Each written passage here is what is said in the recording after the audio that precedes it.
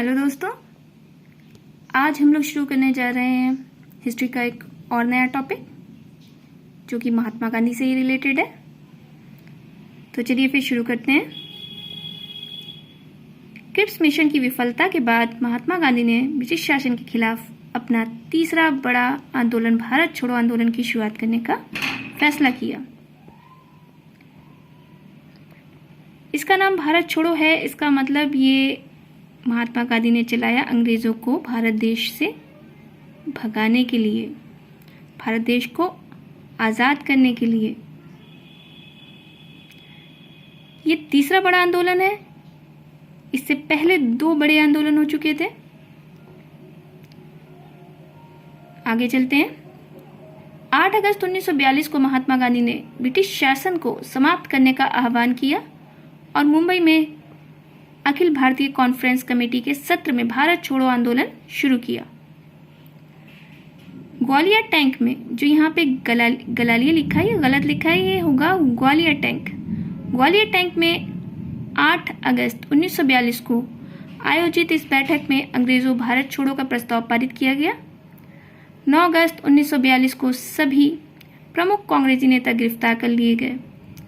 कांग्रेस में जयप्रकाश नारायण जैसे समाजवादी सदस्य भूमिगत प्रतिरोध गतिविधियों में सबसे ज्यादा सक्रिय थे। पश्चिम में सतारा और पूर्व में मेदिनी राय जैसे जिलों में स्वतंत्र सरकार पति सरकार की स्थापना कर दी गई थी। 19वीं सदी के आखिर से जाति व्यवस्था और जमींदारी के खिलाफ महाराष्ट्र में एक गैर ब्राह्मण आंदोलन विकसित हो चुका था। इस आंदोलन ने 1930 के दशक एक राष्ट्रवादी आंदोलन के साथ संबंध स्थापित कर दिया था। गांधी जी ने ग्वालियर टैंक मैदान में अपने भाषण में करो या मरो का आह्वान किया।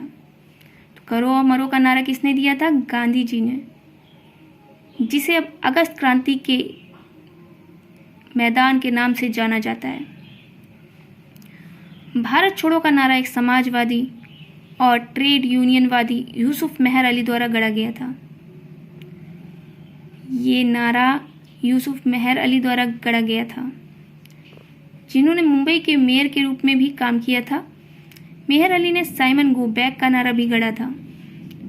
स्वतंत्रता आंदोलन की ग्रैंड ओल्ड लेडी के रूप में लोकप्रिय अरुणा आसिफ अली को भारत छोड़ो आंदोलन के दौरान मुंबई के ग्वालियर टैंक मैदान में भारतीय ध्वज फहराने के लिए जाना जाता है। इस आंदोलन से बहुत से व्यक्ति जुड़े हैं, तो अब हम उन्हें भी देख लेते हैं। सबसे प्रमुख जो हैं वो महात्मा गांधी ही हैं। महात्मा गांधी 1942 में साम्राज्यवादी सत्ता का समूल उखाड़ फेंकने हेतु यह आंदोलन प्रारंभ किया था। महात्मा गांधी ने उन्होंने बम्बई के ग्वालियर टैंक मैदान से अपने ऐतिहासिक उद्बोधन में भारत के निवासियों से उपनिवेशी शासन को उखाड़ फेंकने का आह्वान किया। यहीं पर उन्होंने करो या मरो का ऐतिहासिक नारा दिया। 9 अगस्त 1942 को उन्हें गिरफ्तार कर लिया गया। सरकार द्वारा आंदोलन के कार्यकर्ताओं के विरुद्ध दमनकारी नीतियों का सहारा लिए जाने के विरोध में फरवरी 1943 में उन्होंने 21 दिन का उपवास रखा था। मतलब 21 दिन तक उन्होंने कुछ नहीं खाया था जेल में। जयप्रकाश नारायण अगले व्यक्ति हैं जो इस आंदोलन से जुड़े।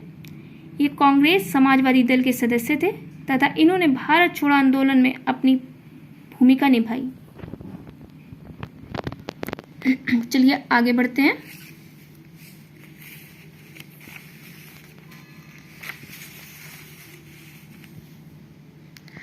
अगले जो नेता हैं जो इस आंदोलन से जुड़े थे वो है राम मनोहर लोहिया,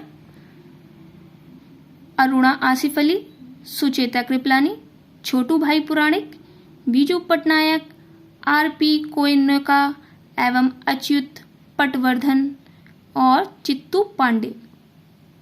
देखिए दोस्तों, ये जो नेता हैं ये आप सोचेंगे कि बहुत मुश्किल होगा याद करना, लेकिन आरओ के एग्ज़ाम में आप लोगों को ये पढ़ना ही है।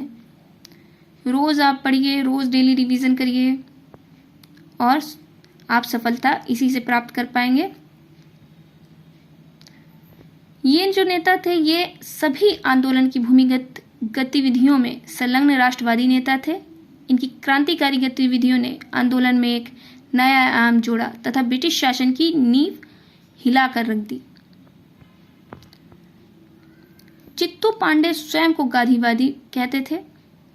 तो ये पॉइंट आप लोग को याद रखना है कि चित्तू पांडे स्वयं को कौन गांधीवादी कहता था? चित्तू पांडे। इन्होंने अगस्त 1942 में संयुक्त प्रांत के बलिया नामक स्थान में सभी पुलिस थानों एवं सरकारी भवनों पर कब्जा कर लिया तथा समानांतर सरकार की स्थापना की थी। उषा मेहता, इन्होंने आंदोलन में सक्रियता से हिस्सेदारी निभाई। उषा मेहता उस दल की प्रमुख सदस्य थी जिसने आंदोलन के दौरान गुप्त रेडियो ट्रांसमीटर केंद्र की स्थापना की थी। खुफिया रेडियो जिसे कहते हैं। तो आप लोगों को ये पॉइंट याद रखना है कि किसने गुप्त रेडियो ट्रांसमीटर की स्थापना की थी इस आंदोलन के दौरान। अगले प्रमुख नेता हैं इसके, वो हैं जवाहरलाल नेहरू।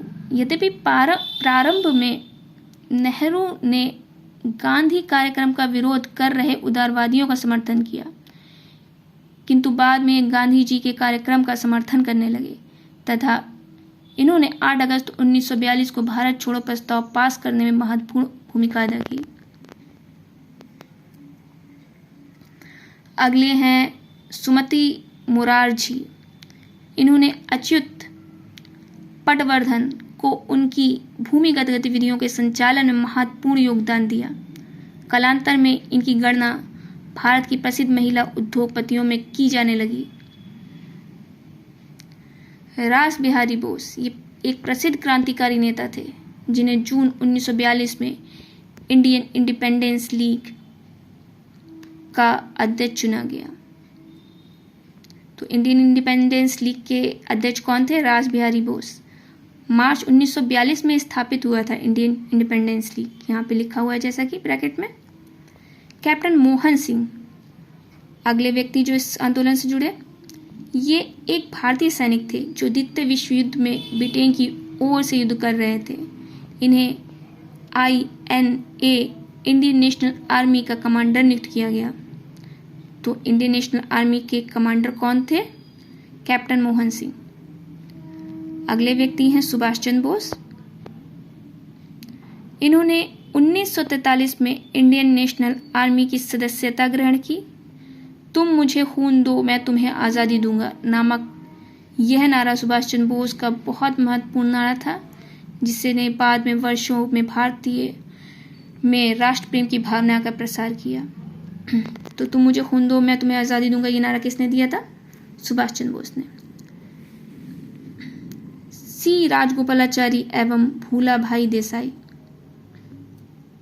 ये दोनों कट्टर उदारवादी थे जिन्होंने मुस्लिम बहुत प्रांतों को मान्यता दिए जाने की वकालत की थी। इनका तर्क था कि यदि भारत की आज़ादी के लिए ऐसा करना अपरिहार्य हो तो इसे मान लिया जाए। जुलाई 1942 में इन दोनों नेताओं ने कांग्रेस से त्यागपत्र दे दिया। अगले व्यक्ति हैं KG मशरूवाला। इन्होंने महादेव देसाई की गिरफ्तारी के पश्चात हरिजन नामक पत्र में 2 उत्तेजनात्मक लेख लिखे। अगले व्यक्ति हैं KT भाष्यम। ये बंगलौर के एक कांग्रेसी नेता थे जिन्होंने कई औद्योगिक संघों के गठन में महत्वपूर्ण भूमिका निभाई तथा कई हड़तालों का आयोजन करने में सहायता की। अगले व्यक्ति हैं सतीश सामंत। ये स्थानीय कांग्रेसी नेता तथा तामलुक नेता, जातीय सरकार के प्रथम सर्ववादी नायक थे। मिदनापुर के तामलुक सब डिवीजन में विद्रोही राष्ट्रीय सरकार के गठन में इनकी प्रमुख भूमिका थी। मातंगिनी हाजरा, ये अगली पर्सन हैं जो इस आंदोलन से जुड़ी हैं। ये तामलुक की 73 वर्षीय वृद्ध कृषक विधवा थी।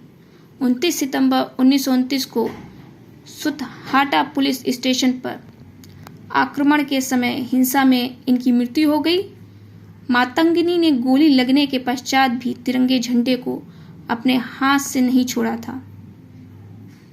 अगली हैं लक्ष्मण नायक। ये अशिक्षित ग्रामीण थे जिन्होंने कोरापुट के जनजातीय तबके को जयपुर जमींदारी के विरुद्ध विद्रोह करने हेतु संगठित किया। एक वन रक्षक की हत्या के आरोप में 19 नवंबर 1942 को लक्ष्मण नायक को फांसी पर चढ़ा दिया गया। नाना पाटिल ये अगले व्यक्ति हैं। इन्होंने 17 में विद्रोहियों का नेतृत्व किया। कनकलता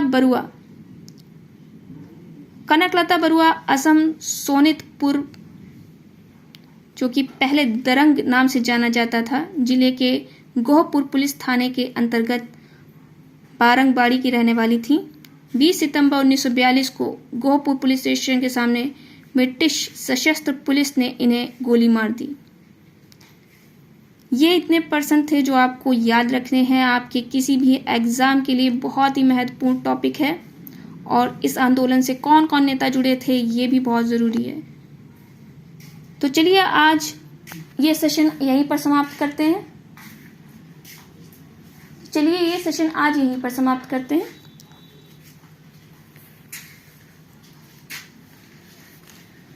आपको ये सेशन कैसा लगा हमें कमेंट करके ज़रूर बताएं। आप मेरे चैनल को सब्सक्राइब कर सकते हैं, लाइक करिए मेरे चैनल को और ज़्यादा से ज़्यादा शेयर करिए। और यहीं पर ये सेशन समाप्त होता है आज का। धन्यवाद।